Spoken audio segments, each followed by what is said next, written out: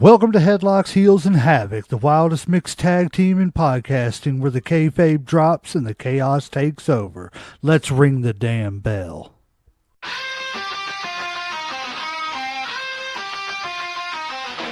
Headlocked tight, heels on the prowl, dropping elbows, hearing growl, feel the foul. No script here, just real, no bluff. Kayfabe crack, now the dirt gets rough. Headlocks, heels, havoc in the zone. Step in the ring, chaos is your home. No filters, no mask, just raw pants on.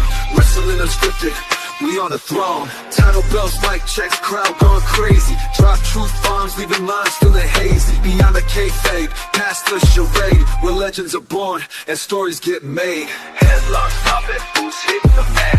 Welcome to the havoc where the real talk's at. Tune in, step through, leave the fake at the door. Headlocks, heels, havoc, now hear the roar. Welcome to Headlocks, Heels, and Havoc, ladies and gentlemen, boys and girls, children of all ages. I am 1/3 of the greatest mixed tag team in podcasting, the legend J-Mac. With me, as always, is everybody's favorite uncle, Uncle Slam. What's up? And missing from the show today, unfortunately, is the Viper. She's having some technical issues, so hopefully she can tune in and watch us and get those straightened out and join us here in a little while. But if not, we love you, Vipers. Get back to us soon. And don't forget, before we get started, to like, share, subscribe, and follow so that we can bring you this great content every week. We want to continue to bring you great shows. Today we have a special guest. We're starting out the new year with the Professor Bear from the Professor Bear Society. How you doing, sir? I'm doing wonderful. Actually, it's the Wrestling Society. That's right. I don't want my co-CEO to be thinking I'm trying to take over. There you go. Hey, I apologize about the Freudian slip there. That's right. It is. It's the Wrestling Society Network, correct? Yes, sir. Okay, yeah. Well, tell us a little bit about yourself, Professor Bear. Well, I guess the short of it, I am a longtime wrestling enthusiast. Some people call me a professor. Some people call me a bear, thus Professor Bear. I have a lot of knowledge. I can go back to as a little kid sitting in. I'm born and raised in Knoxville, Tennessee. So Knoxville is one of the towns that don't get a lot of credit for its wrestling history. Yep. And Smoky Mountain. Man, we had some great history here, and I can remember watching Joe LeDuc, the Ron and Don Wright, Robert and Ron Fuller. Yep. It's just been a natural thing for me, and luckily enough, I never stopped watching it. I consume as much wrestling as possible, and with my partner Brady Owens, his genius ideal of the Wrestling Society Network, he's been able to give me a format where I can let my knowledge off and have fun with it. Yeah, that's all we're here to do is have fun with wrestling. You know, that's I've said it several times on several shows. I feel like wrestling has a way of bringing people together who would never even walk into a room and think to walk up to each other and talk to each other. But you walk into that arena and you're both screaming for, Stone Cold or whoever the local indie favorite is. Wrestling can build a lot of bridges. Yeah. When I go to indie shows, I always say that I'm going to another family reunion because it's more family that I didn't realize I had, and getting to know them and their level of getting the whole tree together. So most definitely. Like I've noticed that with the indie scene, it's very tight knit. You know what I'm saying? Especially the local shows and stuff and everything. And like, I love it. I fell in love with indie wrestling as far as like, you know, I'm repeating myself for the umpteen hundredth time on this show, but I didn't know anything about indie wrestling.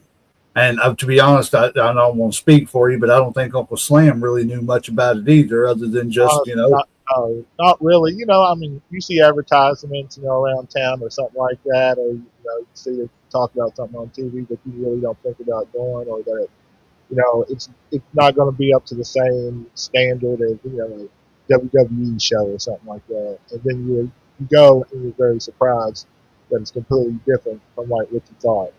yeah. And it is. It's, you know, and like you were talking earlier, Professor Bear, when we were off camera, you know, it's got that personal feel to it. You can't go to a WWE show and scream at, you know, Bianca Belair or, you know, whoever's in the ring that you want to scream at, and them turn around and look right at you and point at you and say, you know, shut your mouth, you know, or what, you know, give it back to you. You go to an indie show, and I don't know how many times, man, there's a group of kids that always come to the EWA shows that we go. That's Elite Wrestling Alliance, by the way. If anybody look them up on YouTube, great shows.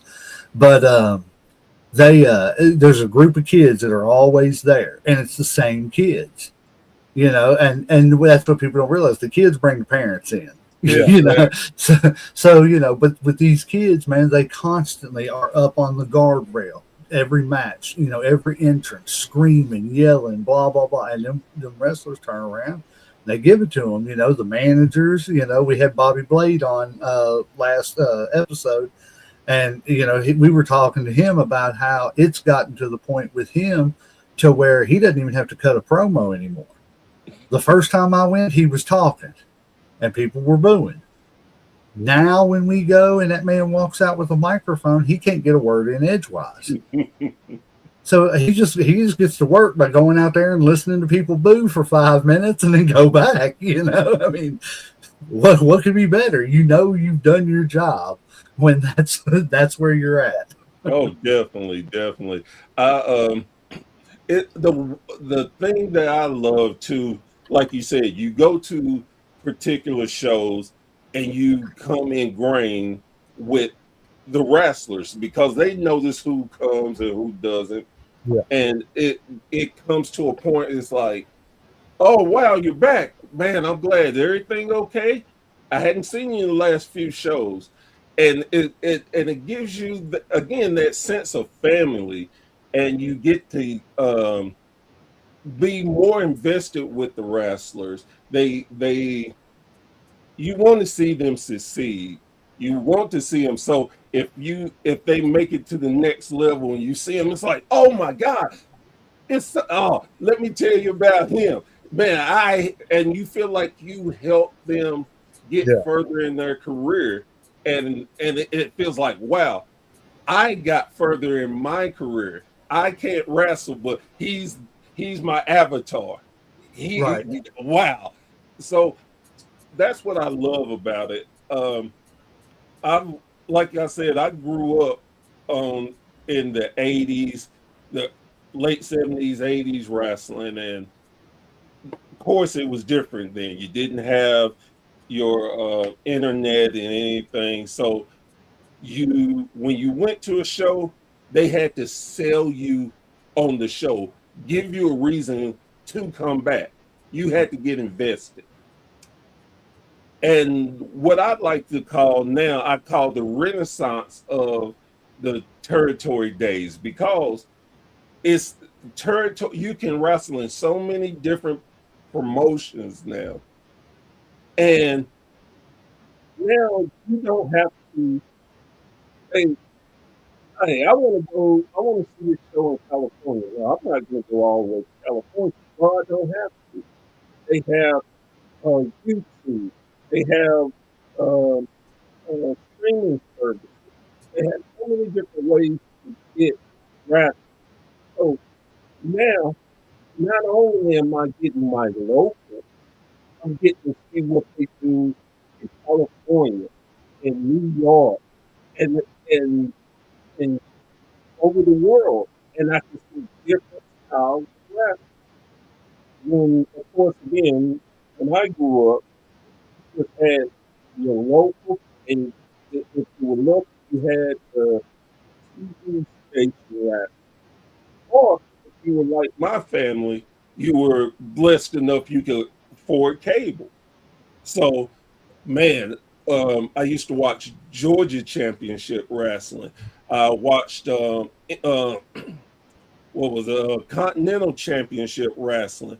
I watched every blue moon when it would come on here. I got to watch Memphis Wrestling.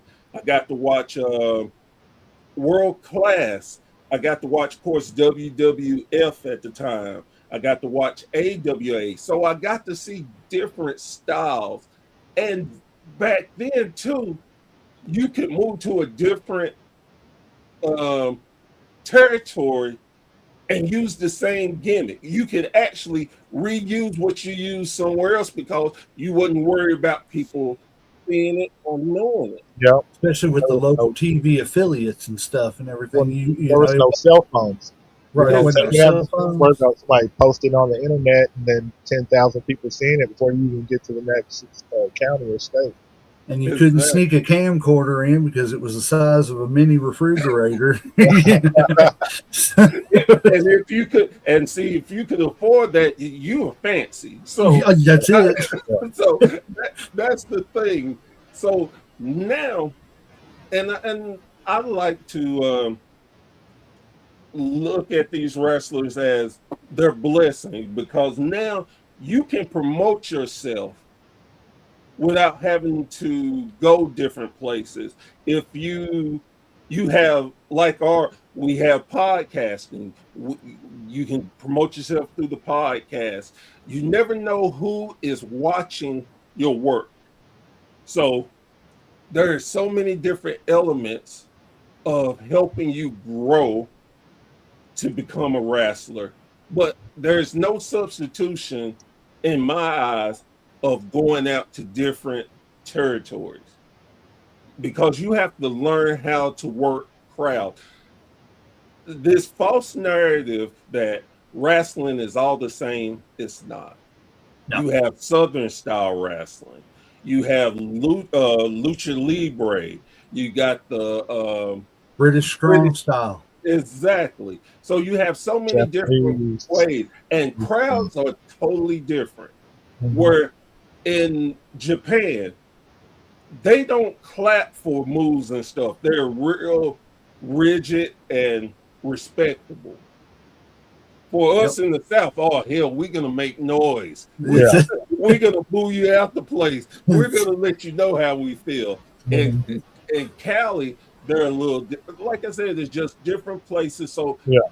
you have to learn to work styles and be able to command a crowd. If you can't get a crowd, learn how to work a crowd, then you're in trouble.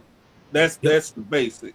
You have to learn how to work a crowd. And if it's not going the way you intended or you went over it, you may have to change over in the fly. Be able to talk to your opponent like, man, this ain't working. Okay, do this. Let's do it. And be able to move and feel your crowd and be able, okay, this is not working. Let's go this way. Oh, we got them now. We can go.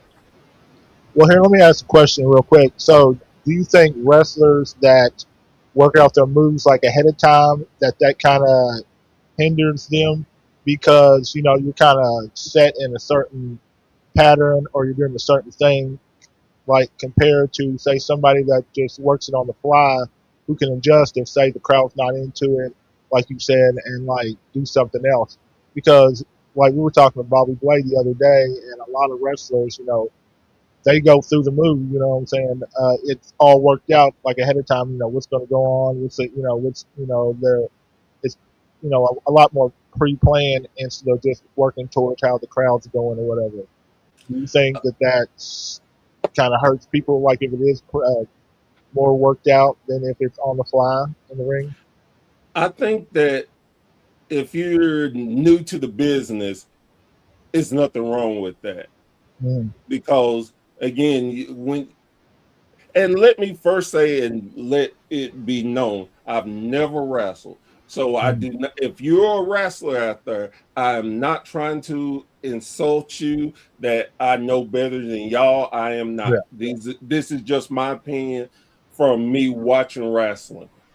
But with that being said, I think that when you're learning, that's okay. Okay, we're going to do this, we're going to do that. That's fine. But then you have to become be able to Learn the psychology of wrestling, kind of yes, like go how to to the work a next crowd. level.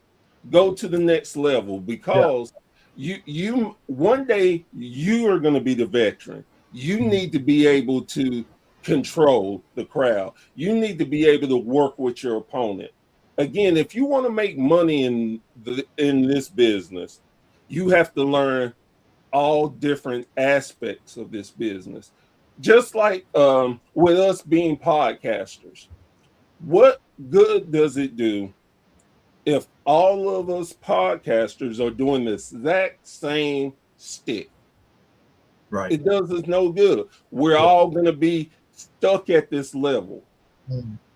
But if your podcast has where y'all go over this and this, you're funny, you have a different thing. Well, okay, it takes you above the standard. And that's anybody who does anything, you want to be the best at. Yeah. So you have to learn your craft.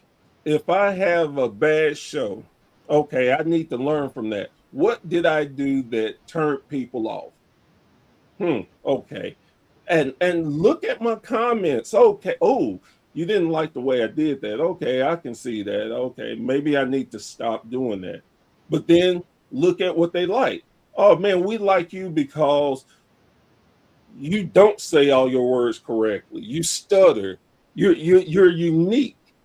Oh shit! Let me. I can make that happen all the time. Never know what this word means. I can play with that. So Right. that's what to me it tells you the level of your experience. So would I fault you for having to go A, B, C? Yeah. No. But at some point, you should be able to go, man, okay, cool. I'm wrestling you. Look, I'm not about to sit here and try to remember no matches, man. I got 1,000 things on my head with following in the ring. What's the finish? That's all we Yeah, need to know. that's What's the it. finish? Who's going over, and is it a certain way we got to do it? Oh, we don't. I see you in the ring. Right. And well, just a prime example of that too was the Rock Hogan match. Like they didn't like. I think it was Rock wanted to kind of plan some stuff and Yeah. everything, or they had some stuff planned, and then they got out there and that crowd. Like I think I remember Hogan saying that like the whole stare down thing, with them just looking left and looking right and everything, totally came out of nowhere because it was just they were feeding off the crowd. They were like, okay, let's throw that out. You know what I'm saying? What we planned, this is not the crowd we've got for that. We need Exactly. this. And look what they did. You know, I ain't gonna say Hogan ever had a great match in the States. You know, he had plenty of good matches overseas, but in the Yeah. States, you know, and like we've talked, you know, they found a formula for Hogan and it worked. And the man made a whole lot of money doing that formula. Yeah. So you can't say much about it, you know, but at the end of the day, you know, that's probably one of his best matches. And it was just from the psychology. And that too to me is I had a conversation with someone and we were talking about how it's a lost art form and it's a shame that a lot of people don't know psychology as well as they should. You see it a lot more on the indie circuits because you can play. You're not in front of cameras and you can do things. But a lot of times you will see in the bigger stages where guys and girls, okay, we're playing this going this way, and they going that formulated way. The crowd's like, no, boo, boring, and then they don't know how to adjust. They don't know how to win the crowd back over. So it's hard to, you can't progress yourself if you stay one way all your career. You can't. You have to be able to adjust. Exactly. And there's only a few people that come to mind that like stayed babyface all their career. Only person that I can think of is Ricky the Dragon Steamboat. Tito Santana was that way too, though. Yep. See, there you go. But very few. No, very few. And you had to learn where you were at, and how the crowd looked at you. Because, again, everybody, I think every wrestler, we throw stuff at the wall. We just want to see what sticks. Yeah, that's nice. And I think the prime example of that was the John Cena heel turn. Yes. When it first happened, you would have thought the second coming of Hulk Hogan turn heel was there. It was great. Everybody was on board. It was mainstream media.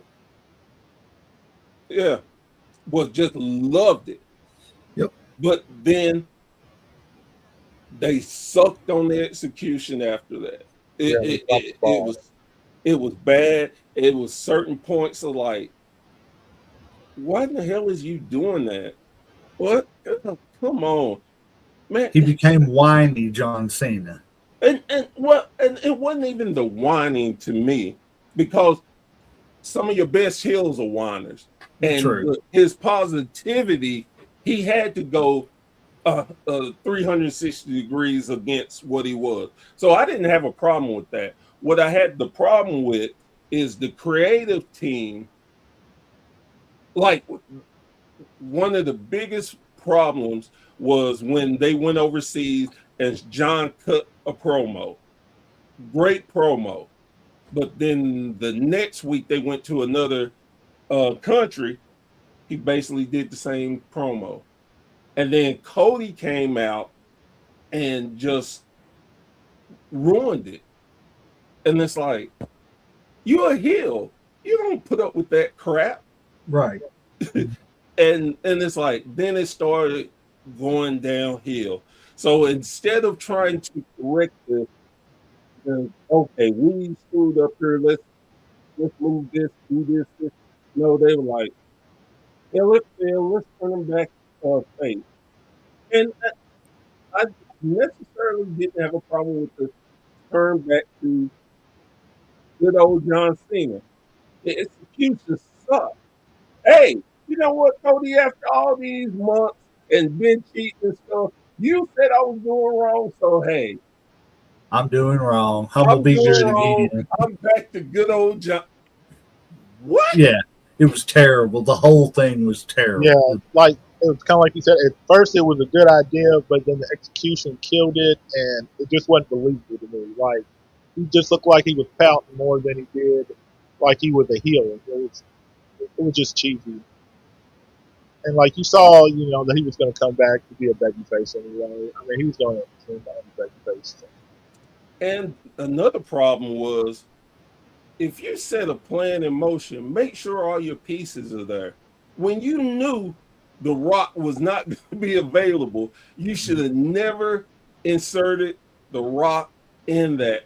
No. Or you made it a short time Rock thing and hey, Rock can't be here.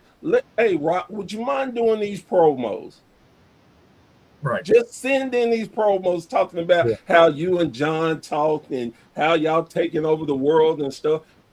But they didn't think.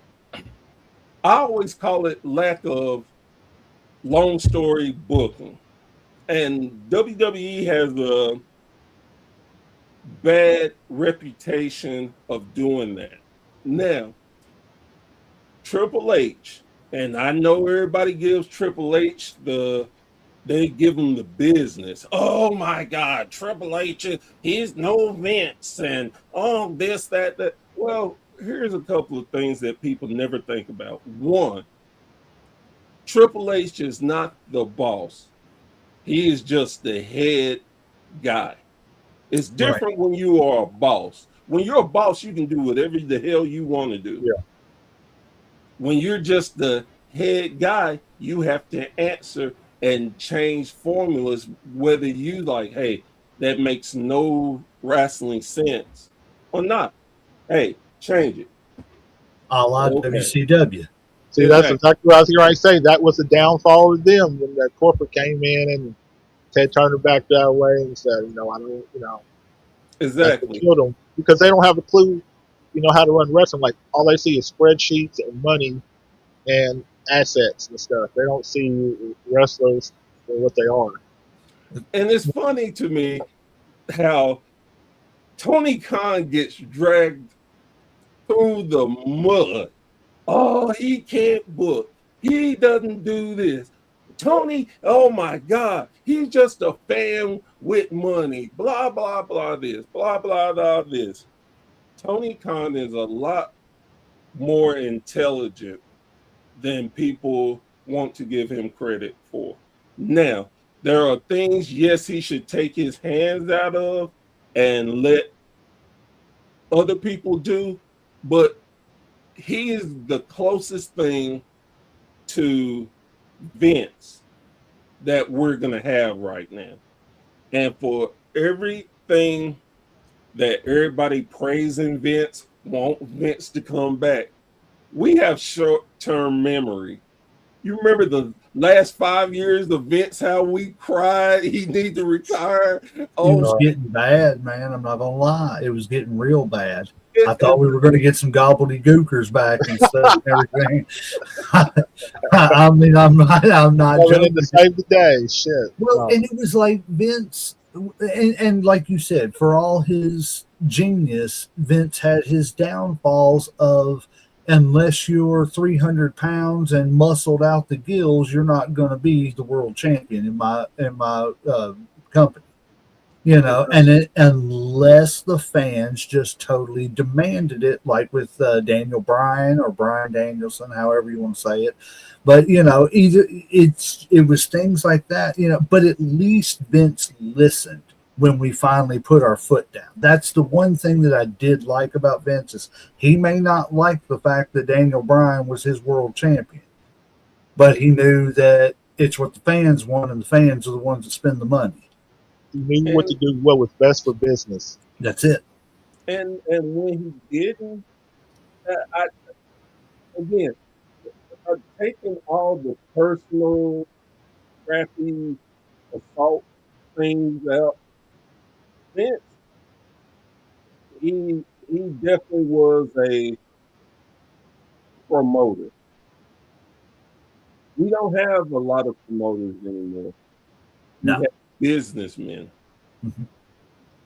We need promoters you need a promoter who knows the business of wrestling. And the businessman needs to be on the outside and talk to the promoter and let them go, hey, no, I understand that you want the money here, but I'm gonna have to get here to bring in more money, more sales, and be a balance. Yeah. And now it's hard to balance that. And going back to what you were saying about Tony Khan, even honestly and truthfully, I see what you're saying with him, talking, excuse me, I couldn't get it out, about him being the closest thing to Vince right now is because of the fact that, even with Ted Turner didn't run the day-to-days of WCW. He hired somebody to do it like a Triple H, type person, so, right. Right. But it was, he made sure that somebody was there to do the day-to-days. He didn't say Vince's finger was on everything, and Tony Khan's finger is on everything. Now, the thing that people also don't take into consideration with Tony is, what is he now in this fifth or sixth year? 6 years. 6 years. Amazing. Right. It lasted more than half a decade, which a lot of people didn't think it would last more than a couple of years. So, and it's obviously an alternative of a place to go if, you don't want to be associated with a WWE product. But the thing of it is the thing with Tony Khan now is people don't realize that when he first started, he was where Vince was when Vince was a teenager learning the business from his dad. Tony's just learning how to run wrestling companies. How, like you said, he was smart enough to realize, I'm not selling out these big venues, so let me cut down the venue sizes. And that way we will sell them out. And that way, the money's there. We're not wasting money. Right. So I think a little grace needs to be given to Tony as far as all that goes. Now I think they're in the stretch of, now we've got to start giving out a solid product. So we are not necessarily a Monday Night War head-to-head competitor, but we are a legit competitor, if that makes sense. Yeah.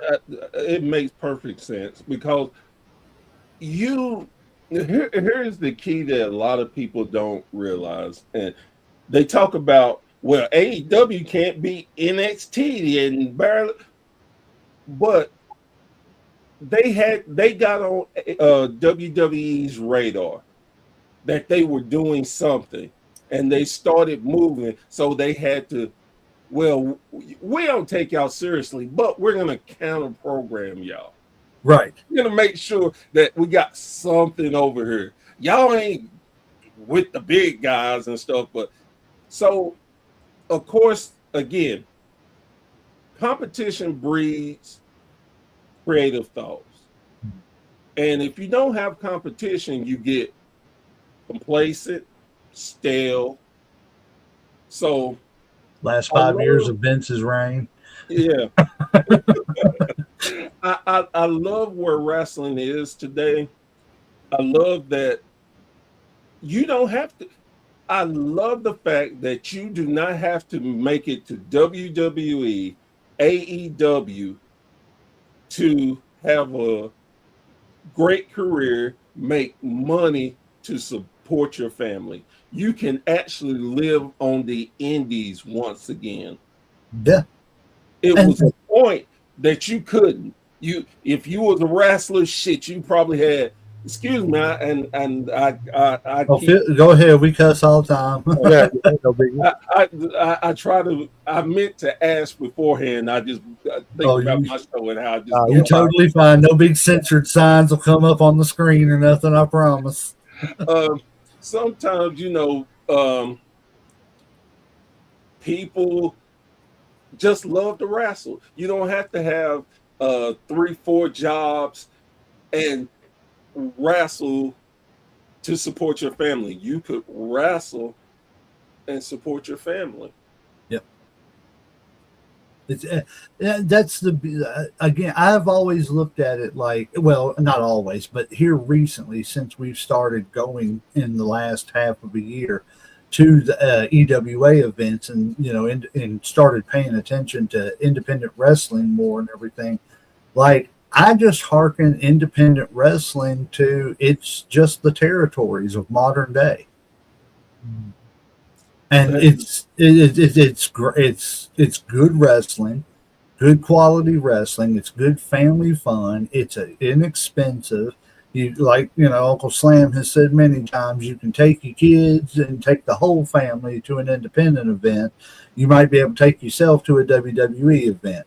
And even after the WWE event, you ain't even going to be able to hit up the dollar menu because it's going to take all your money to go to the event, and buy one $50 beer while you're there, and right. It just makes no sense when I can take my whole family and then afterwards We can go to Cheddar's or something, you know, sit down and eat and everything.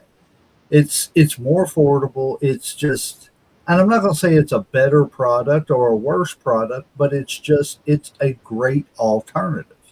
And it's great that the sport has all these alternatives now, and that they're getting highlighted. It's not just that there's independent wrestling. If you don't want to go to WWE, it's, man, check this out. This is, you know, these guys.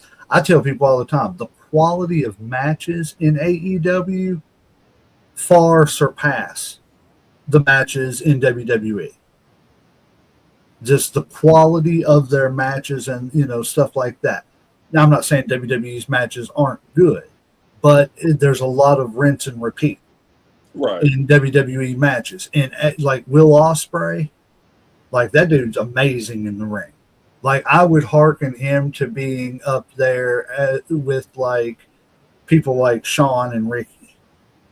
You know, that he's just that good in the ring. So I mean, I don't know. I love wrestling. I love the way it's, you know, the state of wrestling and everything. It's not. Don't just be fooled, people, that you got to watch WWE to enjoy wrestling. There's all kinds of wrestling out there, and it doesn't necessarily have to be advertised on TV to be great either. Roku channel got NWA, which I love. You know, and it's just go out there and find what you like and watch it. And that's one of the things that with WSN, our founder Brady Owens, this is all his brainchild, and he was a wrestling fan growing up, and he always wondered, man, why can't I find wrestling when I want to? And one of the dreams, he was like, I want to build a network where people can watch wrestling 24/7, and you can find different types of wrestling. You can find documentaries, bios. If you're a big wrestling collector, we got collector shows. You got the big video game market. We have our own promotion, WSN 2K. It's so many different aspects. Like we have children's cartoons, different wrestling. So we want to give wrestling a place where it's not the same old. And you can look, if you're just getting into wrestling and want to learn some of the history, we have guys and girls who talk about the history of wrestling. We have different avenues and making it simple for everyone. Now, I know there are a lot of different other networks out there. Would I put our product up against theirs? Yes. Now, am I biased towards ours? Of course I am, but I'm also a realist. Like I think it's IWTV, Independent Wrestling TV. They have so many different promotions that you can follow. They have pay-per-views. And they are great. I tell no lie about that. But one of the major differences between theirs and ours is it doesn't cost you anything. Now we've been down. The website is. The app has been down because we're getting a different app. We're working on it. We're trying to improve on it. But this month, it'll be back up. And you're going to see, and we have movies with wrestlers. If you want to watch a movie and it has wrestlers, man, we have it. We have so much different content that you can use in our app. And it's free. We're not making a dime off of this. Jesus, we're not. And I tell you know why. It's killing my pocket. But um, it's something that we believe in, and we think that people will enjoy it. When we get to the point of, hey, we are going to have to charge, there people are going to be like, man, I don't mind paying this. It's still cheaper than this, and we get so much different things. And we're working on trying to get more independent promotions, so you can see their stuff. It, you, we're trying to get wrestling in one general place. Because now you have to go through YouTube. Jesus, let me put in wrestling. Oh, Jesus, it's like 20,000 wrestling things. But that's not wrestling. I want pro wrestling. I'm not talking about amateur wrestling. Okay, let me put in pro wrestling. Oh, Jesus, I don't want the 80s. I want this. So there's so much stuff, and you can Google, yes, but it takes so much time to figure it out and find. We're just trying to put it in one central location to make it easier for people. And that's it. Instead of having, WWE Network, whatever TNA app is, you've got a home for just wrestling. Yeah. It doesn't have to be any specific wrestling. It's wrestling. That's awesome. Like I was going to say, because I was trying to find the WSN app the other day, and it wasn't popping up anymore and everything. So now you've answered my question about Yeah. it's just down right now. And I've been trying to make sure I get that message out, because I'm like, no, I'm not lying. I promise you. There are people who watch the app and swear by the app. We're trying to do so much and make it better, make it easier. So again, sometime this month it will be back up. And once it does, you best believe we're going to be advertising it. We're going to be doing everything possible to let people know, I'm here. And, Well, I mean, I checked it out before. It was I was in the stuff that I looked on it, and it wasn't very much at that time, but I was like, this is pretty cool. It's a lot of stuff is here and everything, and plus the videos of him talking, and saying, hey, we're trying to do this with the app and stuff like that and everything. At least it's being before the app goes down. It's not like, hey, it's just going away and people are like, where's it at? At least he's letting people know, hey, we're doing this to improve what we're bringing you, so that we can bring you as much as we possibly can. Yeah. And one of the things that with me doing it, I think we're hitting our 3rd year in June. I think it's that. I'm old, so my dates and stuff get mixed up. But, it's all right. I understand that. We all say that. We're about giving opportunities. We want to give people opportunities. Now, we try to be honest with people also, and it's not to offend, not to tell people, but we have a standard for our app. We want good quality product.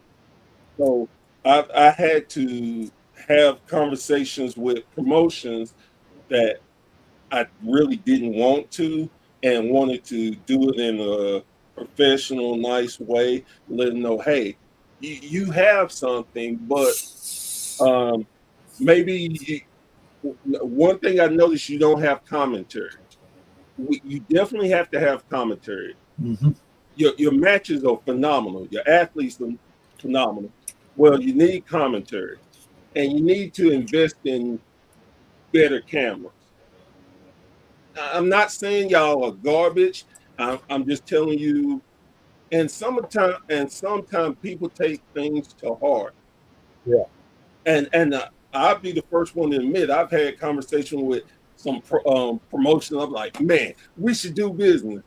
Yeah, y'all too small, but thanks. I get off the phone or internet. Boy, I'm hot.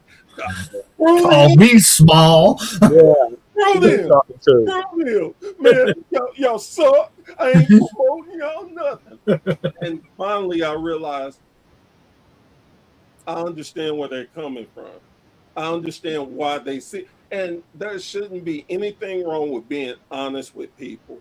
It's the way you presented it. I've it's maybe once or twice I've had some rude people.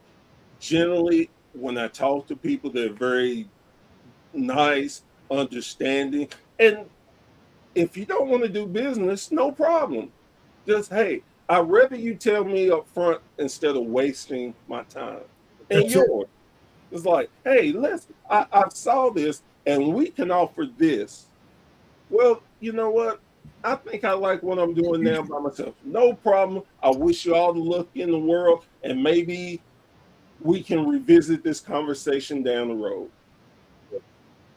Right. I mean, that's one thing that, well, not that I just say, but everybody says in the wrestling business, never say never. You know, because you don't know what 3 or 4 years is going to bring. You know, Exactly. I mean, at the end of the day, you know, you could have the hottest podcast in the nation, and everybody wants to be on it, and then you know, well, remember when you told me we were too small, you know, and you don't want to be like that. You know what I'm saying? Like you said, you don't ever want to close a door, but at the end of the day, like you said, the presentation of how you tell people things can, you know, that can be the door opener or the thing that slams it in your face, you know. Or as my wife tells me, I'm so petty. It's like, well, the, does that offer stand? Well, you know, we were gonna let you come in for free, but now you're gonna pay us if you want to get on our network. Right. We're big time now, so why I need you? Yeah, Right. yeah, Exactly.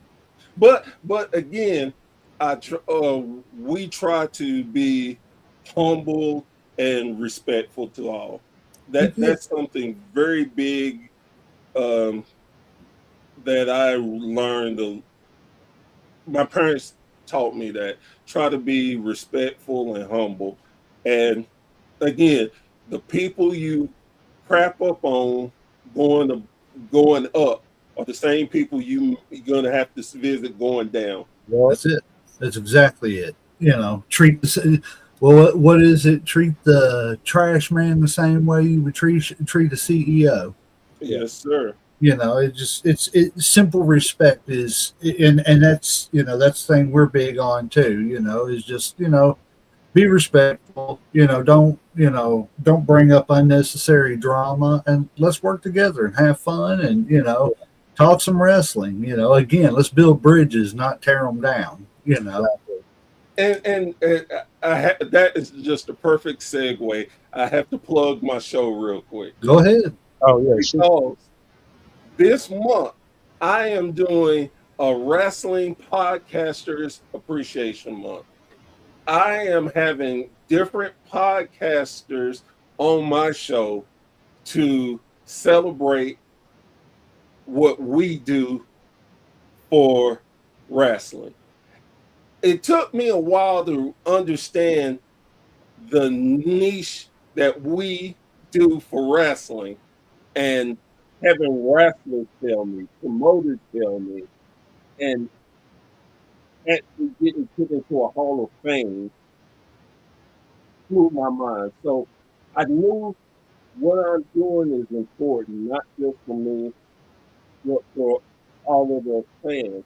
So I want to celebrate everyone. I want to give people their flowers. I want, hopefully, where you come on my show and some of my audience like, man, I like them. Oh man, I'm gonna have to start following you, and you'll get a bigger audience. And maybe some of your fans are like, man, he's pretty good. Let's follow. I'm gonna follow him too. There's so much space out there. We all want to be the top thing, but there's so much space, and it's enough room for all of us to eat. Why not Yes. share and have fun with it because it's fun. So that's what I'm doing this month. And quick spoilers. After this, we're going to be on my podcast. Yes, sir. We're just gonna flip it over. Yes, Yeah. sir. I'm going all this month. The best way of finding when I'm going to be on with different podcasts, because time's all over the place, because I try to be flexible for all my fellow podcasters, is to go to YouTube at the Wrestling Society Network and subscribe. That way you'll get notifications when I'm having podcasts. And man, like I said, I'm all over the place. So you may want to catch a particular one. You can go back and watch it because we do it live, but of course at there I have we have the recordings. And plus, too, we are on Spotify. So if you're driving, going to work, want to listen about wrestling, there you go. That's it. That's us too. We're on Spotify, YouTube. As much as we can get on, we're on there. So let me ask you this. You said you grew up in the 70s and 80s era of wrestling and everything, what started you out on it. Who would you say that is your favorite era of wrestling? And if so, who is your favorite wrestler from that era? Yeah, like most people, I when you, and this is something I've learned not just with wrestling, but with music and a lot of different things. When you want to think of a great time, you generally look back in your past. Yeah. And it holds a special place for you for whatever reason. So you tend to be biased towards past things. Now, with that being said, yes, I am definitely 80s child wrestler. The territories were my thing. Great. There's so many different wrestlers that inspired me and I enjoy. But if I had to name probably my favorite. Okay, let me change it since it's so hard. As far as favorite, who is the wrestler that you seen and was like, "Oh, I've got to watch this"? Well, baby, you know the American dream to come out any time, and he just tell you to put your hands up there next to my hands, and you'll feel the power, baby. I love old Dusty, man. Dusty. Let me tell you about hard times, Ric Flair. Way to talk to everybody. And one thing I'd tell you this funny story about Dusty. Now, as a kid, like I said, Dusty was my guy. So me and some of my friends went to an NWA fan fest, and Dusty was there. Oh my God, I'm in line. I get to meet Dusty. I'm standing going, I'm like one person behind before I meet Dusty. Dusty shake the guy's hand. I'm in my head, don't act like a fan. Be calm, cool. So I get up to Dusty. Go to shake his hand, he turns his back on.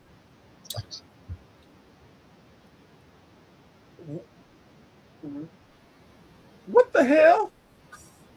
And Dusty was talking to his manager. His manager saw how my facial expression changed, and I'm guessing that I must have had a really, really pissed off look on my face. His manager, I'm sitting there looking at them talking. His manager bumped Dusty. He's like, "Hey, you got a fan?" Well, I don't know what he said to him, but that's just what I took at. So Dusty turned back around and shook my hand, and I just walked off. I was so hurt. And destroyed by my idol just shitting on me. I didn't want anything but just the handshake and just the anything. So for probably a year, I went on the hate Dusty train. Screw him. He's no American dream. So, He's the real American nightmare. Yeah, there you go. he's nothing American. An American wouldn't do this to anyone. So after a year, and it was, I think, about the time where Cody and Dustin were teaming and everything. I said, I'm just sitting there and I'm just wanting to hate. And finally, it's like in the back of my mind, baby, you know I didn't mean that, baby. The dream has so much, baby. He got to do so much. How can you hate on the dream, baby? Come home, baby. Come home. And I was like, yes, Dusty, I'm sorry. I'm sorry.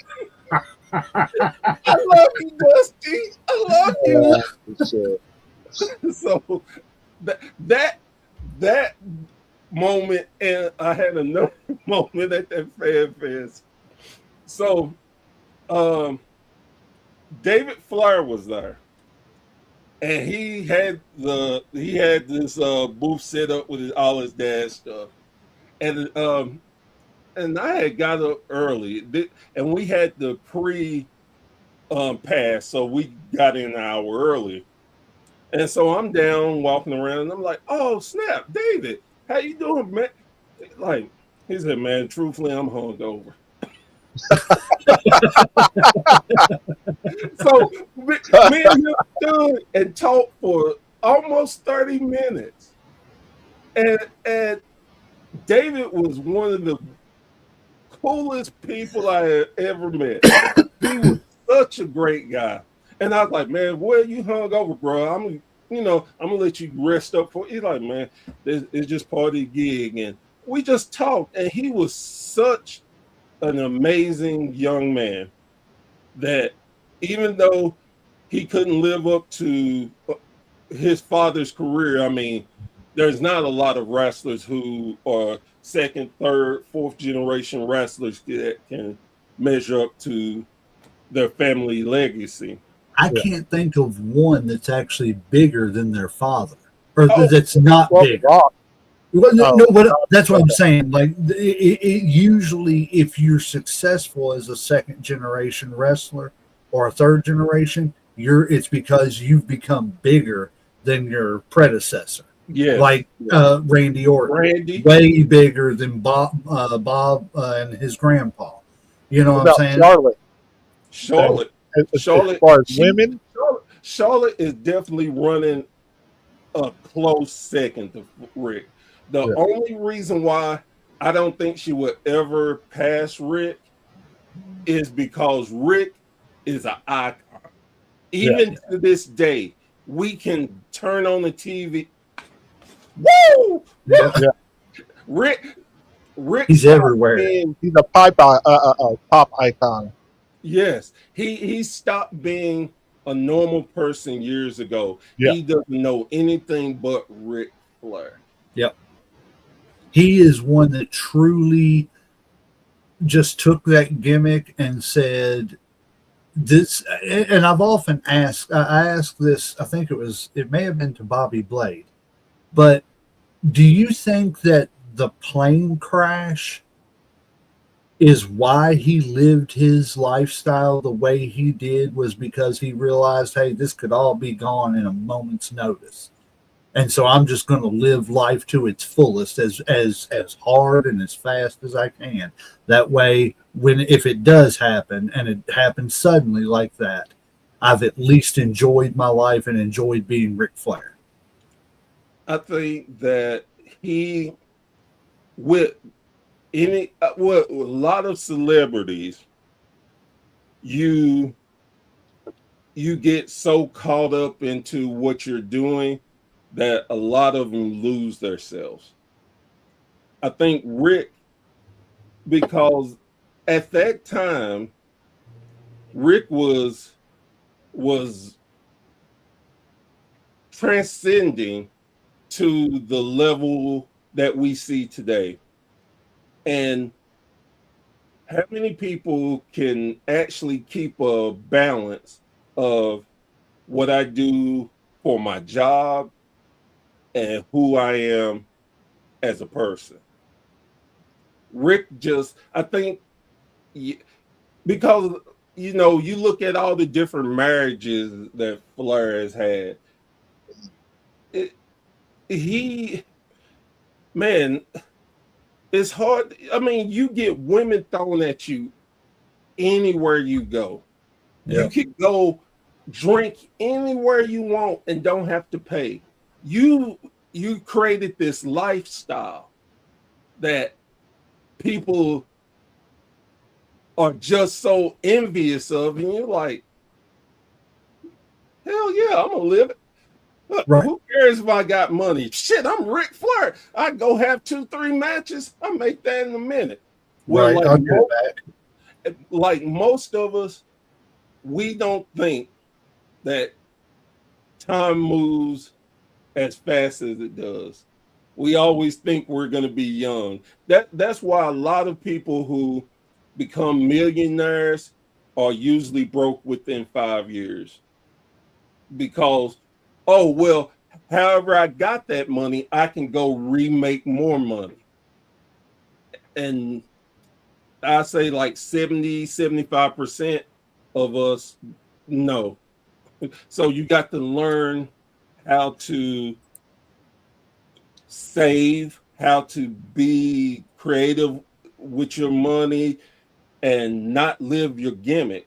Flair just, like I said, he hadn't been himself probably since the late 70s. He He's became Ric the Flair. character pretty much and stuff. He became Exactly. the boy. Exactly. Where, like, if people see me out somewhere, I'm knowledgeable and stuff, but I still have my family. Yeah. And I have certain things that I won't do or say on podcasts. I have my private life that's private. And I know the difference. Flair was doing it so long. That's why he was talking about he's drunk all the time. That's why a lot of wrestlers have substance abuse, because they're trying to cope with the pain, not just the physical pain, but the mental pain. You have a family. You ain't seen your kid. You're a father, but you're not a father. You're more of a stranger. You're a mother, but hell, you hadn't seen your child. You don't have the same relationship. And I think we as fans have to understand that and be very polite when we see them. I got a chance to talk to Harley Race's son and his ex-wife, and I told them, I thanked them. I said, a lot of fans won't thank you all. I said, but I'm gonna thank you for them, because I understand the sacrifices that y'all made. You had to let go of your father. You had to let go of your husband for all the strangers to enjoy him. You sacrifice. So thank you. And I think we as fans need to be more appreciative of people. When we see them out somewhere, I get it. I get excited. But if you see them with their family, have common respect. Leave them alone. Let them enjoy their private time, Yeah, the downtime. because they don't get much of it. Exactly. It's sad too, because I've seen that. Like, I've got a funny story to tell. Years ago, I worked for Stanley Steamer, and when I worked for him, the guy that I was working with, he knew the driver. He knew that I was a big wrestling fan. Well, he looked at the list and called in, and we got our call to go to the next job. Well, the job was in Frankfort, Kentucky. Well, we got to the job and everything, and I'm thinking because he's telling me on the way up there, he's like, don't we can't be acting crazy or nothing, we got to be real professional at this house because it's somebody that's rich and famous and everything. So I'm thinking, okay, it's a senator or some kind of member of Kentucky's government or something like that because it's in Frankfurt. Well, we pull up and everything, and I go to knock on the door, and I kind of turned back around towards the truck, and he was like, no, turn around, be facing the person, be professional, blah blah blah. I'm like, okay. So I turned back around towards the door. About the same time I turned back around towards the door, I heard it starting to open. And whenever I looked up, like I was just in utter awe because there's Macho Man standing with a pair of crutches where he had blown out his ACL and had knee surgery. He's literally standing there in a pair of Superman boxers. And that's all he's got on. And I'm just sitting there like with my mouth down to my chin, and he's like, you gonna stand there and stare? You gonna come on in? I'm like, do I have permission? He was offering us a beer and everything, and I was like, I wish to God I could. But looking back on it, I don't work for Stanley Steamer no more, and I could have drank a beer with the Macho Man. Lord be damned. Opportunity missed. But no, that was awesome, man, to get to meet him like that. But it's just it was cool to see him in that environment because he wasn't the Macho Man that I seen on TV. He was Randy Poffo. And that was totally different than, well, I say it was totally different, but when you walk around all day in Superman underwear, I guess you can do what you want to when you're the Macho Man. Plus, I didn't want to get a crutch upside the head or something either. So, an impromptu hardcore match right in his living room. That's all I needed. But you would have lost. Definitely, because I would have wilted real quick. I'd have been like, "Yes, sir. I'm sorry, Mr. Macho Man." So now I have to give you one of my stories. I used to work at Toys R Us, and it was a Tuesday morning, and I'm working in the electronic department, and the store was just opening. So I'm just standing at the gate, just bored, and I'm on the other side of the building of where the entrance is. Well, I'm looking, just leaning, and I saw this guy, and at first I was like, God, that guy got to be tall if I'm noticing him from way far across the building. Then he kept walking closer, and I'm like, it's unusual to see a bald-headed white guy like that and tall. He got closer, and I'm like, damn, he's really tall. I'm 6'4". So I'm like, he's taller than me. He's tall. And I'm like, why is this guy sticking out to me? And I'm having this conversation in my head. He gets closer. Jesus, this guy is tall. Wait a minute. Why do I know this guy? Lo and behold, it's freaking Kane. Oh, wow. So he comes in the department, and I'm in my head. Holy crap, it's Kane. Now, this is the time where Kane had had the mask off, and he was doing the bald-headed gimmick and stuff. And I think that's what triggered my whole thought process.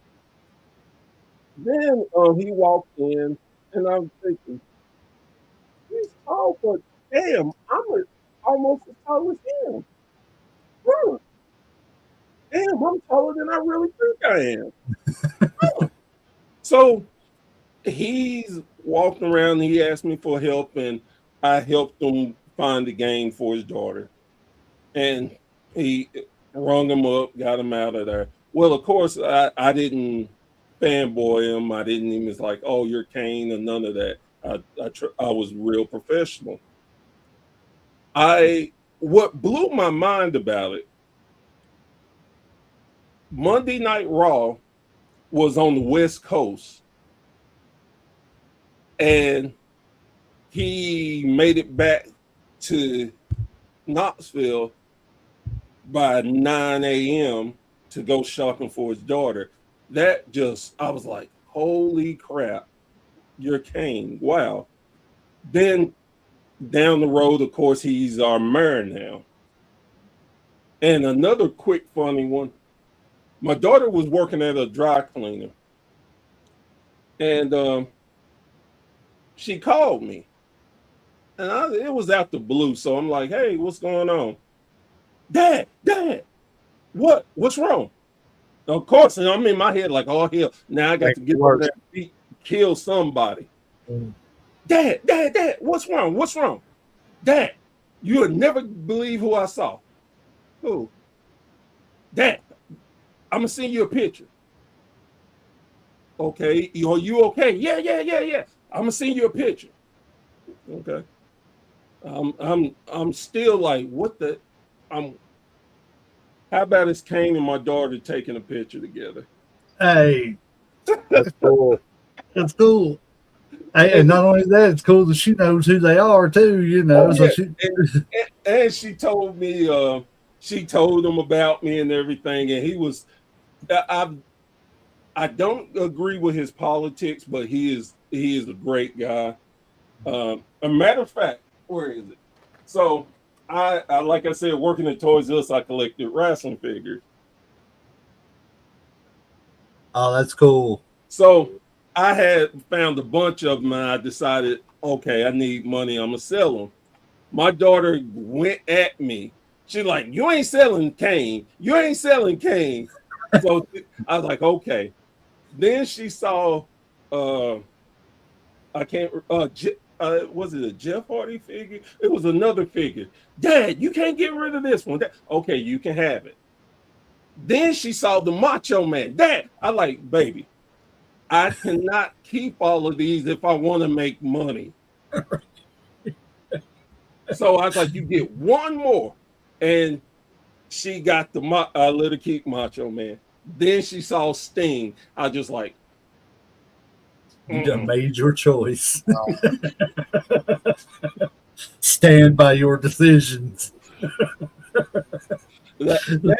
And my daughter is 25 years old. But that day I saw, when we went took my figures to the place to sell, oh, I saw her lose a little bit of herself because she didn't want to get rid of none of it. That is awesome.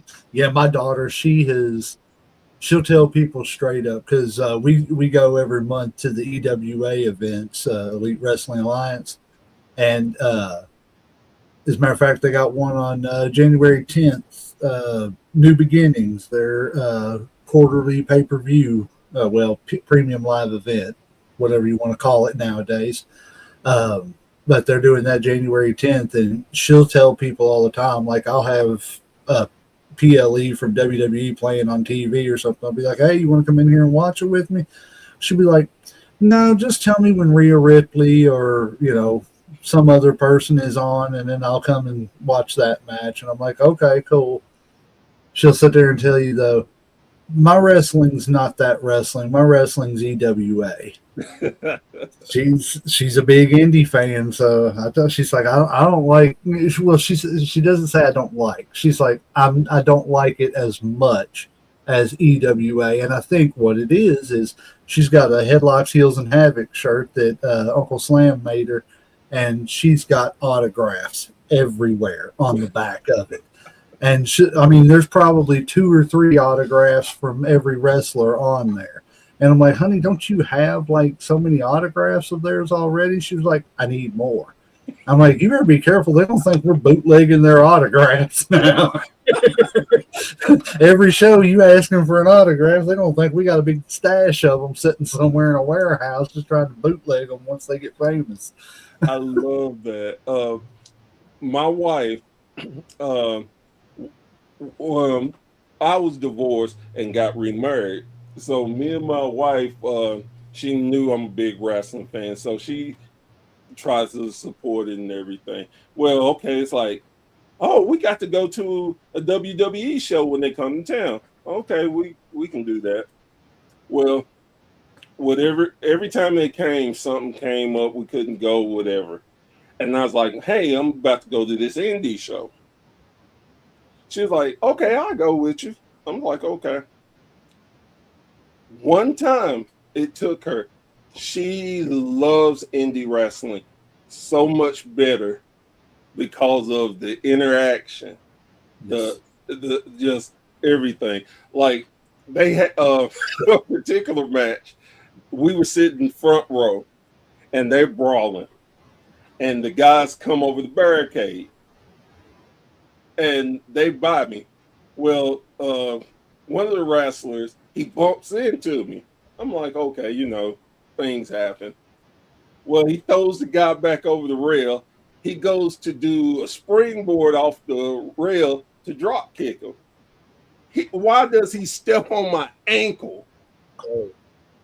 Jumps over it, does his move. He didn't get hurt. And I told my wife, I said, he come back around here, I'm going to punch him right in his damn face.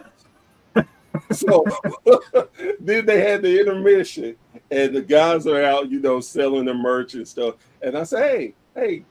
And he came over. I said, hey, man, you stepped on my ankle, right? And he just looked at me and was like, before he could say, oh, I'm sorry, I was like, I'm going to kick your ass, right? And of course, he got a look on his face like, oh, I thought, man, I'm joking. I understand. It's just and I do stuff like that because I'm a big guy who don't realize how big I am. Right. So I know a lot of people look at me with that, like, oh my God, you're a big guy, you scary. And I'm like, hell, I'm 300 pounds. So I'm bigger than most of your wrestlers. Yeah, So, I think if a 6'4", 300-pound guy walked up on me and said, hey, I'm going to kick your ass, I'd be like, what did I do wrong, buddy? I'm just gonna say sorry. I'm not even gonna ask questions. Right. Sorry. I'm sorry for whatever I did, whatever I'm thinking about doing, whatever I may do in the Whatever future. you thought I did. Right. And so I enjoy him, and even to this day when I see him, I'm like, my ankle. And he just breaks out laughing. That's great. Yeah, my daughter, she loves. I don't know if you've ever heard of him, Ethan Heyer. Yes. She loves Ethan, and they had a fatal 4-way match a couple of shows ago, and he went through a table, did his finishing move through the table, and was just laying there. Well, I looked over after the match and everything because it was the last match of the night. I looked over and my daughter was sitting there like on the ground, and I was like, "Are you all right?" And like she turned and looked at me, and she like had tears starting to well up in her eyes. And I was like, "What's wrong?" And she was like, "I just hope Ethan's okay because he's just laying there." And I'm like, "Honey, I promise you, he's okay." I was like, he's, he may lay there for a minute just to collect who he is, but he's okay. I promise. And about a minute later, he rolled out of the ring and, was sitting there saying hi and stuff. He gave her a hug and stuff and everything. So I was like, man, she's getting into it. I love it though. I love that she gets that emotionally attached to it. Cause if you're that emotionally attached to it, then it shows that you really truly have some, fan in you. Yes, definitely. Me and my brother, so our father, like I said before, used to take us to wrestling all the time. So my brother called me up a few weeks ago, and he's like, "Hey, when the next time you going to some wrestling?" I'm like, "Funny you asked. I'm going Wednesday." He said, "Oh, okay, cool." He said, "I want to go with you." Okay, no problem. And I'm thinking to myself, Jesus, I can't remember how long me and my brother went to wrestling together. And he's like, I'm gonna bring my girlfriend's son with me. He's a wrestling fan. I'm like, oh, cool, no problem. He's 9 years old. He's never been to a wrestling match. So I'm like, man, we'll have a great time. And I'm like, um, let me see if I can pull a few strings and get us a ringside. Um, just so happened, the event we went to is Joe Kazana promotion, and I know Okay. Kazana's real well. And I reached out to dang, I always get KJ and AJ mixed up. But I reached out to AJ, and I was like, hey man, I've never asked you for anything. I was wondering if maybe you could get us some ringside seats. If you can, I understand, no sweat. I understand. I don't mean to bug you. Well, I never heard from him, so we went. And when we got to the place, I asked the gentleman, could he get him to come to the door? So instead of him coming, it was his dad. He's like, "Oh, Professor Bear, how you doing?" I'm like, "Man, I'm doing great." He's like, "Man, I haven't seen you in a while.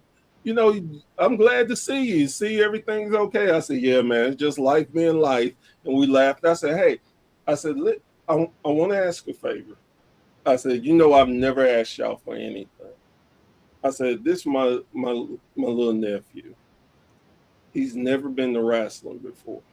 I was wondering if we could get to ringside."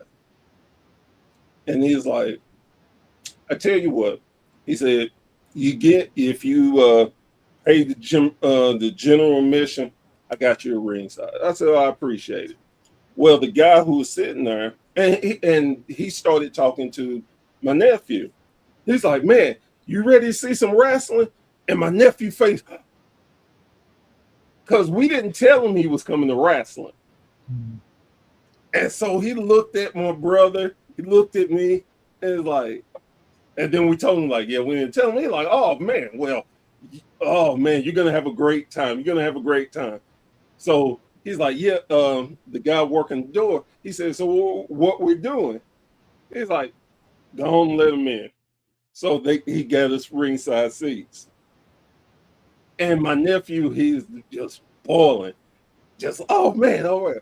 And I was like, "Yeah." I said, "You want to meet the world champion?" He's a friend of mine, and I had matter of fact, I he I was his first interview after he won the world title. He gave me that. That's awesome. That That is cool. Oh man, Silas Mason is such a solid person. All Like I said, all of them are really great people. But so we're ringside, and the Kazanas took on, I can't remember the tag team, but it was a tables match, and they put them through the table. The ref was knocked down, and then one of their henchmen came in, knocked the Kazana out, rolled him, and put him on the wood and stuff. When the ref woke up, he saw the Kazanas through it. They won the titles. Well, we're sitting right there beside where the table exploded, and my brother was like, "You want a piece of that table? Grab you a little piece." So he grabbed him a little piece, and this gentleman knew him from nowhere. He didn't know me, but he was just a really, really great guy. He was like, "Oh, you don't want that. You want a bigger piece." When I tell you, this big of the table, he grabbed him. That He's like, is awesome. and he's like, "Man, you can." He said, "Yeah, you can get some autographs and stuff." So of course, the main event was Silas Mason defending his title. He won, of course, and he gets out the ring. Now, I wasn't going to try to talk to him because, I was going to see if I could wait until after the show. Well, someone else ran up to him, and he took pictures, and he came around. I said, Silas. Well, before that, let me back up. When he was in the ring, he was walking around, and my nephew just still in awe. And he looked at me. He said, "Hey, Professor, should I kick his ass?" I was like, "Yep, do it." He's like, "I sure am." My nephew like, "Oh, you know him?" I was like, "I told you I know him." So when he came around, I said, "Hey, do you mind taking a quick sign the table for him?" He's like, "No." He's like, "You got a pen?" Gentleman beside us, they had one. He signed the table. Then I was like, "Hey, this is the first event. Can I get a quick picture?" He got a picture with him. Oh my God. That made me remember when I was a kid. Yep. And he afterwards, the wrestlers coming out, he got to meet some, but this one particular wrestler, and I'm bad with names and I cannot remember the gentleman's name, but he wrestles for Coastal Championship Wrestling, and he's currently the Tennessee heavyweight champion. He stood there and talked with my nephew for about 15 minutes, and he encouraged him and told him, if you want to be a wrestler, you do not let anyone stop you from living out your dream. You have to work hard, finish school, and work hard. You can do this. Do not let anyone discourage you from doing it. One of the nicest moments ever. And that goes to prove my point on, and the wrestler didn't know me.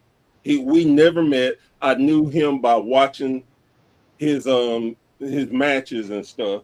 But now we connected and he's going to give me an interview. But with all that being said, it's the love for the fans that the wrestlers have and taking time out to speak to the kids and making sure they had a great time.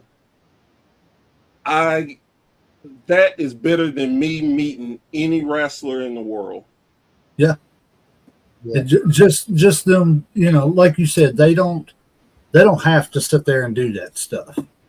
You know what I'm saying? But the fact that they take the time to encourage the next generation, to teach the next generation, that's education you can't pay for. And if you get the chance to sit down and pick the brain of somebody like that, you take every opportunity you can and you open your ears. It may not be, you may not use that information the way that they're telling you to do it, but it's always information that you have in the back of your mind that lets you modify things to, okay, now I don't have to do it the exact way that they said to do it, but I can do it and keep it, the base of what they were saying this, but still modify it to be my thing. Exactly.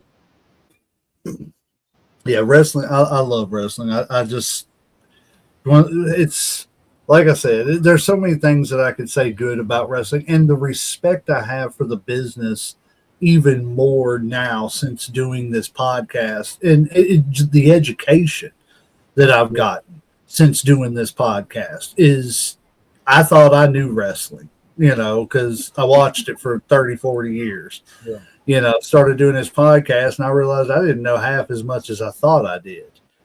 It's just cool to be a part of it, to be a part of, the community. I'd never put myself in the position of saying I'm, part of wrestling as far as a wrestler or promoter, anything like that.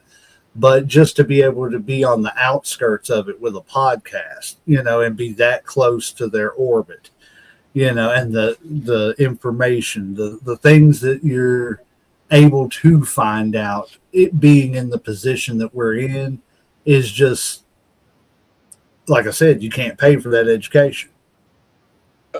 It's 100%.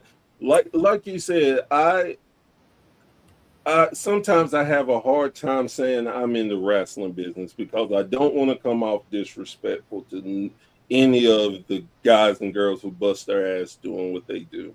Right. But when they tell me, hey, you are in this wrestling business, you're an intimate part just like we are, it means so much. And like you said, I'm super respectful. Even to this day, of all the wrestling I went to, I've never been back in the locker room. I just don't feel like I have that privilege. Now, Right. I'll wait outside. They come out, we talk and whatever, but I never want to do that. I've been, like I said, with Joe Kazana, he is such a great person. Kenzie Page, the former NWA Women's World Champion, her father, her sister, they own Crossfire Promotions in Sevierville, Tennessee. They are the sweetest people. They make me feel like I'm family. The first time when I first started doing podcasts, and that was the show I took my wife to, was Crossfire. And Kenzie at the time, she was one half of the Women's World Tag Team Champion for the NWA. And at that show, they had Brian Pillman Jr. and someone else I can't remember, big as far as big name. And so I'm like, hey, I had a wrestling shirt on I had made, and I'm like, I'm gonna try to see if I can get some people to show up on our show, our podcast and stuff. I talked to Brian; he was super nice. I talked to Kenzie. Well, I walked by and she's like, "What is that?" And I was like, "Oh, this is my podcast." And she's like, "Oh, okay." She's like, "You want me to cut you a promo?" What? Sure, come on, let's go. She cut our first wrestling promo for us. That's awesome. And it meant the world to me. So mostly anytime I see her now, if she's not busy, she'll stop and cut a promo for me.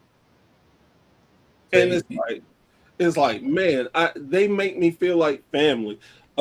They just put in their Hall of Fame their Kenzie grandfather into the Hall of Fame. He's the one that started Crossfire Promotion, and they've been going over 20. I think they're hit their 21st year.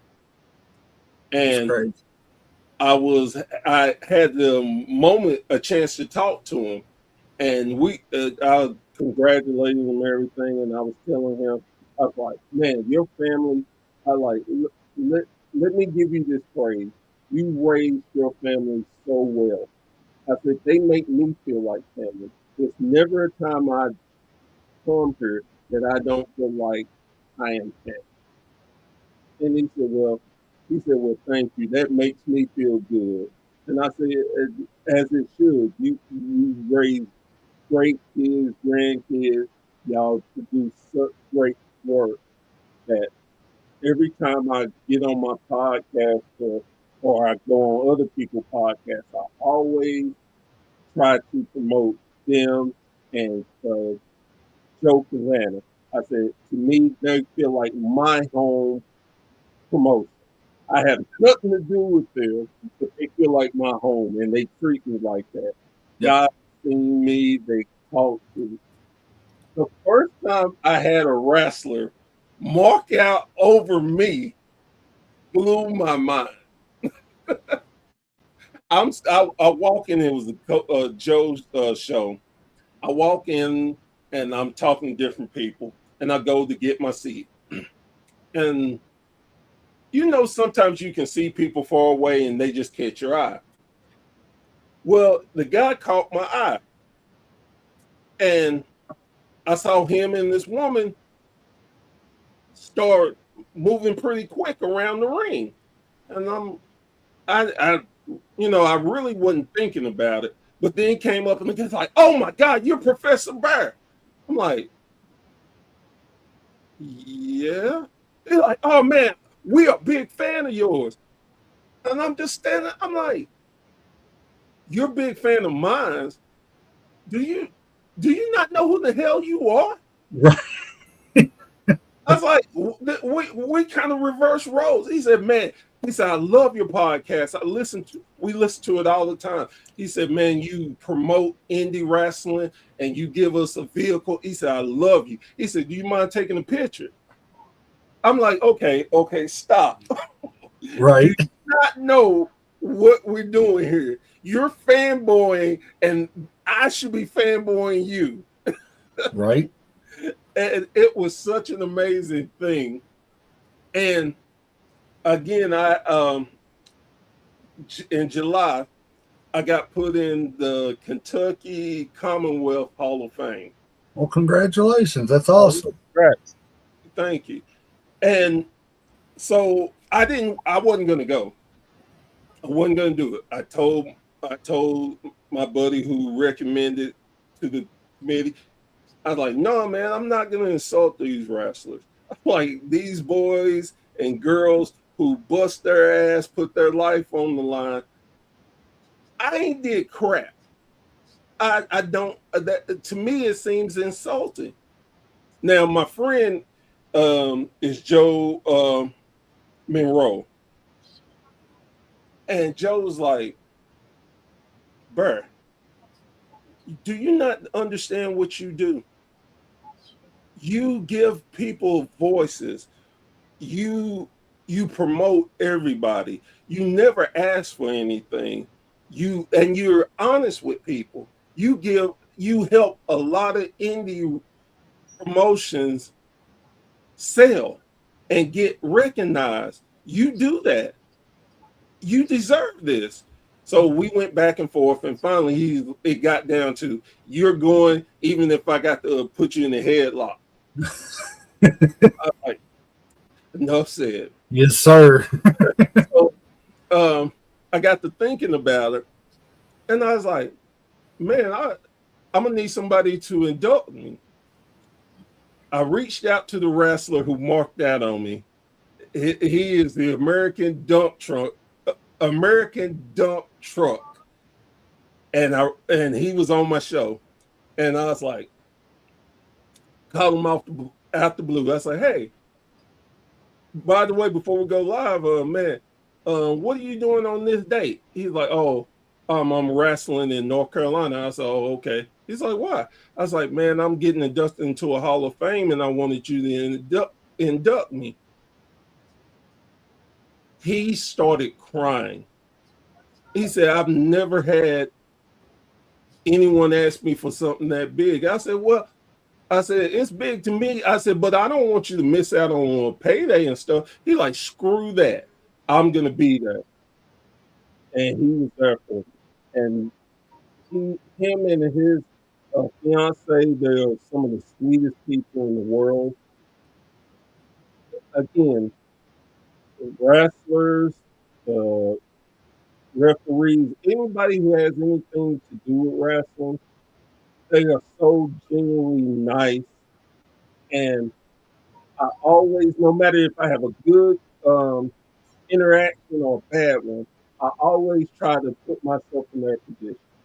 It's like, you're this is not a personal thing. Maybe you're tired. Maybe you have something going on in your personal life and you're trying to get there, and I'm blocking, no problem. Which I've not had many. I've never had maybe one or two bad experiences, but that was here and there. But for me, I love giving flowers. One thing I've learned is a lot of times we tend to want to give people flowers after they're gone. I believe in giving flowers when you're alive. You can smell them, you can shine them, and you deserve praise. So, the same way that they gave me that praise of getting into a Hall of Fame, which never was on my bingo card ever. I'm going to give people praise and flowers and help any way I can. And that's where I take wrestling a little more seriously than other people. I'm like, man, come on, get your name out there. You got this level. Let's try to get you to this level. Let's get you promoted where maybe a promoter in the West Coast wants you out there or overseas or wherever. That's why I look at wrestling so different than a lot of people. It's not about you. It's about helping everybody else. Yeah, and if I get a little shine off of it, great. If I don't, I'm still gonna love the sport. Yeah, I don't think a lot of people look at it that way. Yeah, a lot of people are more like, unfortunately, society is all me, and very seldom find people that are selfless enough to be like, it ain't about me, it's about somebody else. And if I get a little bit, that's cool too. Yeah, and because I look at it like this, and it goes back to that in the territorial thing burnt in my head. If you're blessed to get in this business, you leave this business better than you found it. Yes. Yes, we've said that many times, a lot of wrestlers. If you're not going to help it, then get out of it. Exactly. And I was going to say, there's been plenty of people that's hurt the business. We don't need that. It can hurt itself good enough. It don't need people doing it, for them. Exactly. A dream come true. I'm going to live it and enjoy it and do what I can. And again, maybe this may be my height of wrestling business. I'm going to be so thankful, and my kids, my grandkids can like, hey, grandpa did this in wrestling. Hey, I learned this because my granddad left this, and my mom and dad, they knew about this. Yep. Again, I want to leave it better than I found it, and hopefully it will keep going to the end of time. I don't think Uncle Slam's kids are going to say the same thing, but that is true. That's true. Maybe later on in life they might appreciate it, but not right now. They hate the podcast. They said it takes time away from Dad. No, I get that one too. I get that one too. They'll say, "Hey, Dad, you want to go do something?" You're like, "I can't. I got the podcast." They're like, "Oh yeah, the podcast." Yeah. So true. But that's the joy of wrestling. Like I said, we all love it for different reasons. We've all gotten into it for different reasons, but at the end of the day, the love of wrestling is what, the reason is overall. Yeah. You don't go this far with it if you don't, like I said, if it's just a little hobby, you know. I know how much of my love and how much work I put into it. And it's funny that some days I have to like, I'm a deep depressed. I ain't watching nothing wrestling. I'm not getting on Facebook. I'm just gonna deep depressed. I have wrestling in the brain syndrome. Then next day, let's get it going again. Yep. I watch 6-7 matches. Let's go. Yep. Even the days that I say I'm going to take a break, I end up catching myself doing stuff and everything. Whether I'm necessarily posting anything or messaging somebody about a date or something, it's I'm sitting here, I didn't know that about wrestling, let me look that story up, and I'm like, wait a minute, no, stop, I'm supposed to be decompressing. I'll save that link and I'll look at it tomorrow. It's been the hardest thing this past 2 weeks, because where we've taken a couple weeks off because of the holidays and everything, like I keep looking around like going, there's just something I know I need to be doing.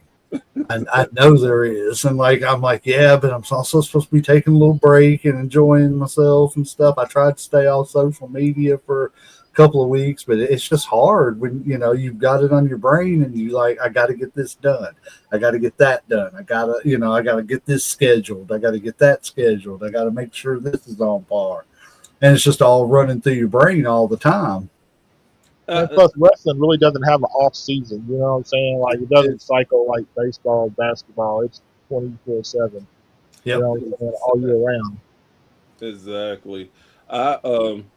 I said, okay, I'm gonna take 3 weeks off before I knew I was gonna do these 2 months marathon, and it's like I'm not doing anything. I'm not gonna do anything.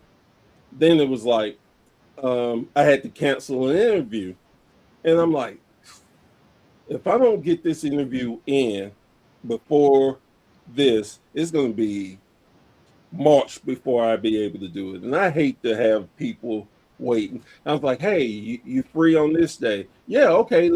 Okay. I tell my wife, hey, I know I said I wasn't going to do it, but this person I'm a man of my word. Let me do. Okay. Then something else come up. Damn it. I'm not doing it. I'm not doing it. I said I'm taking some time off. I'm not doing it.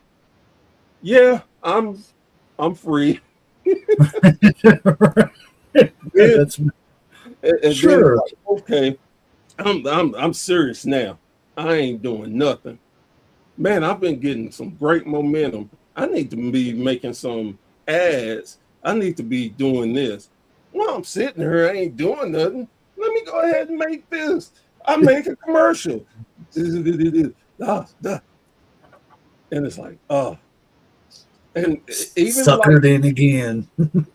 like yesterday, I had 4 podcasts and I was doing them. All of them came out really good. I was happy. I enjoyed the interaction. It was what I wanted out of this. But then I got to thinking, and well, first I was in between the podcasts. And I don't know if y'all can see my stereo I got set up over here.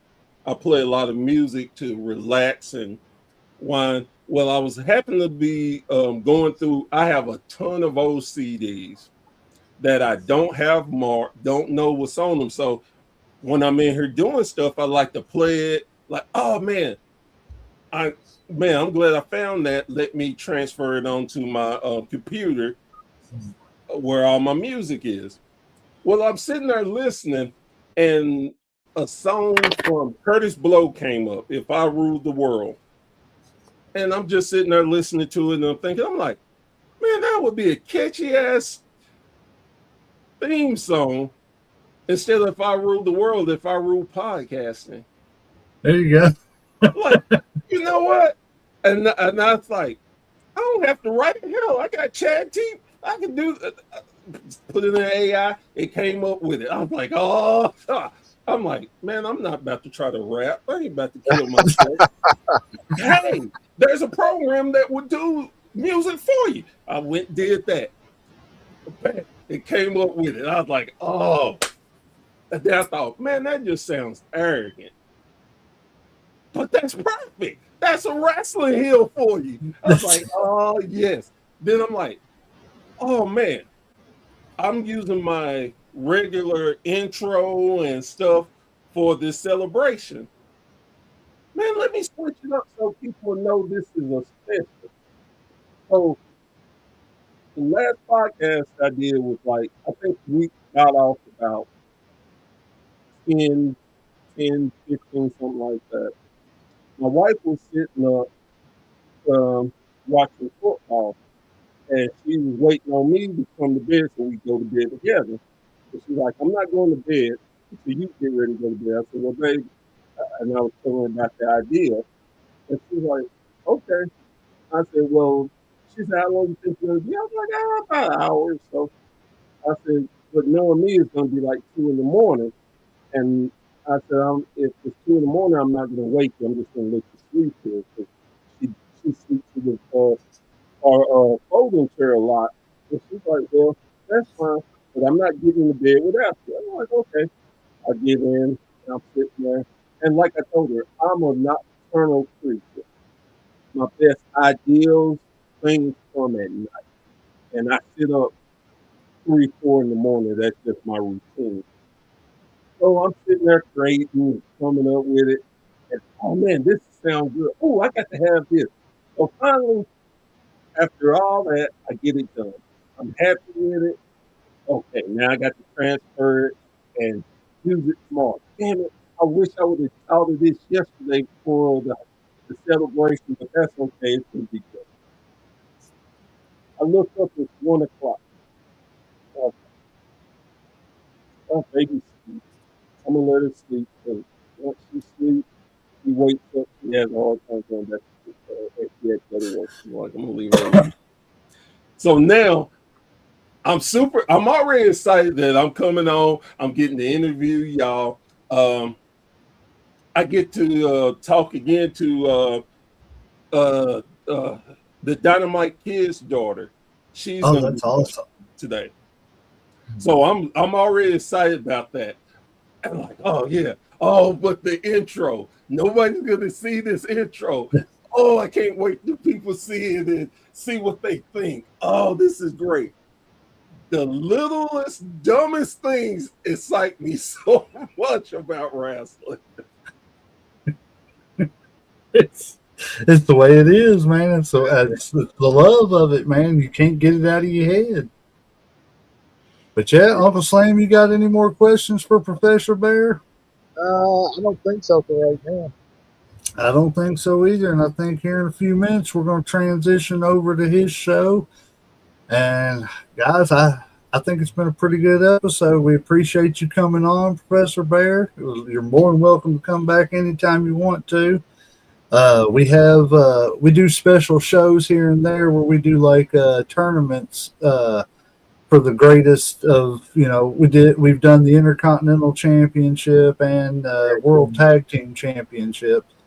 So we're kind of transitioning into other titles too and everything that we're going to do and stuff. So you're more than welcome to come on for one of those episodes, especially when we do one of them, illustrious great NWA titles, the best looking belts in the business ever. This something. Let me adjust my camera a little bit and let y'all see this. I see the belts in the background. I was gonna ask, like, what all you have back there. I am a big, again, NWA mark. I got the NWA World Television title. I have the US title. I got the World Tag Team. I got the Big Gold, and I got the WWE. Those are beautiful. I love that TV title. That is like the TV title. I don't know why has always been my favorite title. Design, everything. I don't know why. I guess it's because like it was the NWA's working man title. Yes, as I like to call it, it was the Arn Anderson Prove Yourself title. Yes, Double A. That was his championship. He was, when I think of the World Television Champion, the first person that comes to mind is Arn Anderson, hands down. Yep. If I could have been in the business, no title would mean more to me, even bigger than the big gold belt, is the US title. It was something about Magnum TA that stood out to me. And as many people didn't care for Lex Luger, I love Lex. And one of my first things I ever talked about, I did a thing called the history, Professor Barrett's history class. And the first thing I talked about was the Road Warriors. The second thing I talked about was the United States Championship. I love the lineage. I love how if you were the U.S. champion, that made you the number one contender for the world champion. As it should be. I love that. I wish that WWE had more connections to their titles like that, and I understand why they don't, but I think that it makes it makes your titles more valuable. If I can't get to wrestling to get a title shot, I can get this title and I have my back door into getting that title shot. Yep. I love the creativity in that. Yep, it gives you. I know what you mean. I don't know how to put what I'm trying to say, but yes, it keeps that suspense building. You know, is he going to go after that title, or is he just satisfied defending that U.S. title? You know, it's like, and dude, that's one guy right there, Magnum TA, that I think could have been a lot more had that accident not happened, but he could have been their Hulk Hogan. He would have. Honestly, I think he would have surpassed Hogan. I honestly do, and that's not me just talking because I hated Hogan. Even as a kid, I hated Hogan. If you Google Hulk Hogan hater, you will see me sitting right beside Bobby Heenan. Me and Bobby on neck and neck on how much we hate Hogan.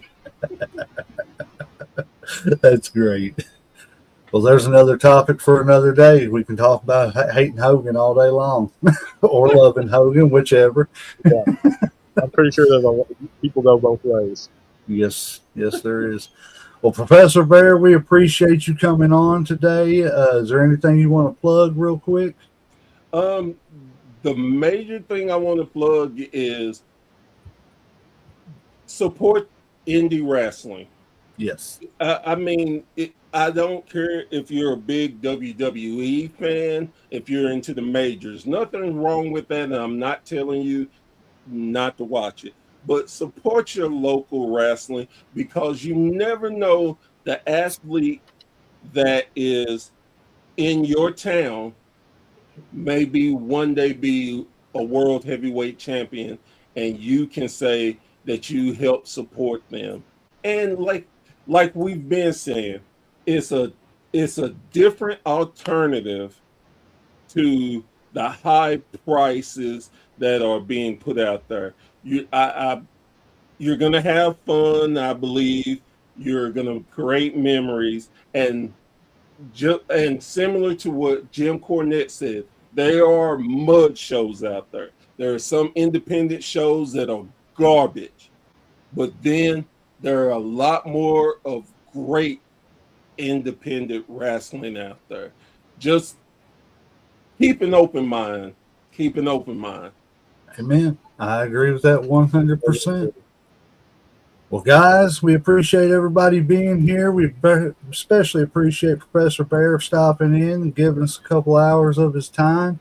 Don't forget to go check out his podcast, and it is the Professor Bear podcast, right? Not Society. No, it's actually a Bear's Thought podcast. A Bear's Thought podcast. That's right. I got so many podcasts in my head, I can't keep them all straight. I understand. But yeah, go like, share, subscribe, and follow him. Like, share, subscribe, and follow us so we can all keep bringing you this great content, especially before the referee hits that bell.